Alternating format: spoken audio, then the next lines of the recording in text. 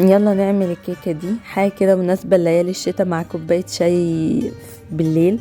خطيرة، هشة وجميلة جدا وفلافي كده، وهتعجبكم تعجب عيالكم. انا عاملاها بالبلح الاسمر مع الكراميل. وصفة الكراميل اللي انا نزلتها قبل كده هي دي اللي استخدمتها في الكيكة، ممكن ترجعوا لها لو عايزين تعملوا الكيكة دي. حلوة قوي بجد وهتعجبكم. انا هنا بنزل الكراميل في الصينيه اللي انا هعمل فيها الكيكه، هي حوالي مقاس تقريبا 25. وجبت لكم بقى مهمه تبعد عنكم فساد عيالكم في البيت، خلوهم يفصصوا لكم البلح الاسمر لانه بياخد وقت. فصصوه، حطوه فوق الكراميل في الصينيه. بعجنها بقى دلوقتي الاهم خطوه الكيكه بقى نفسها.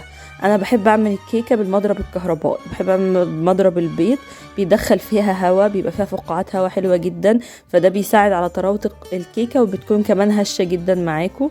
انا هنا عملت بيضتين على كوبايه سكر على باكو فانيليا، نفضل نضرب فيها. بس اهم حاجه يكون الضرب في اتجاه واحد، ما تطرحوش وتيجوا في البوله. الضرب في اتجاه واحد عشان الهواء يفضل في اتجاه واحد. نفضل نضرب فيهم لحد ما الخليط يبقى لونه ابيض كده يفتح. بعد كده ننزل عليهم بكوبايه لبن وحوالي 3/4 كوبايه زيت. بلاش سمنه، عايزين تعملوا سمنه ماشي، بس الزيت بيدي هشاشه اكتر في الكيكه، بتبقى اكتر هشه من ان هي تتعمل بسمنه. عامه ده طريقة الكيكة لوحدها، يعني الكيكة دي كيكة سادة بتطلع طعمها تحفة، بتطلع طعمها حلو جدا. لو عايزين تعملوها لوحدها من غير الكراميل والبلح الأسمر عادي، بتبقى طعمها حلو قوي لوحدها كده من غير أي حاجة. لكن طبعا الكراميل والبلح مدينها حتة اكسترا كده حلوة.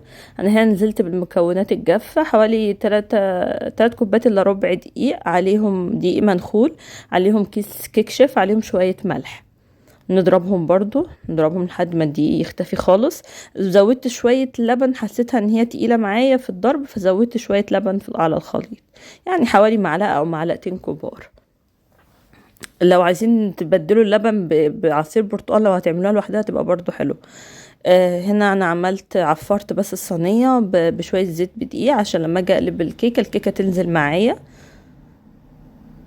انا هدخل الكيكه في فرن، لو الفرن بتاعكم حامي 180، لو الفرن بتاعكم واطي يعني حوالي 200، بتاع ساعه الا ربع تقريبا او ساعه الا تلت بالظبط. افتحوا عليها وبعد كده دخلوا فيها خله، لو لقيتوا الخله ده طالعه نظيفه خلاص يبقى كده تمام.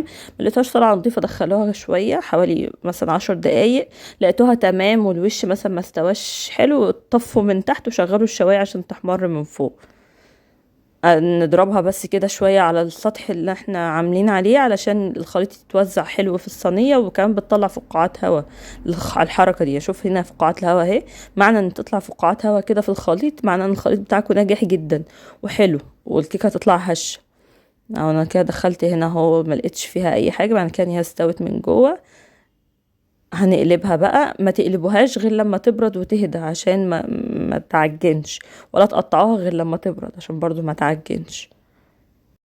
نسيت اقول لكم حاجه مهمه جدا، لازم تحموا الفرن حوالي 10 دقايق كده. ولعوا الفرن الاول يسخن قبل ما تحطوا فيه الكيكه، وبعد كده بقى دخلوا فيه الكيكه. بس كده، كل حاجه بكل التفاصيل بكل التريكات، وان شاء الله تعجبكم. بألف هنا.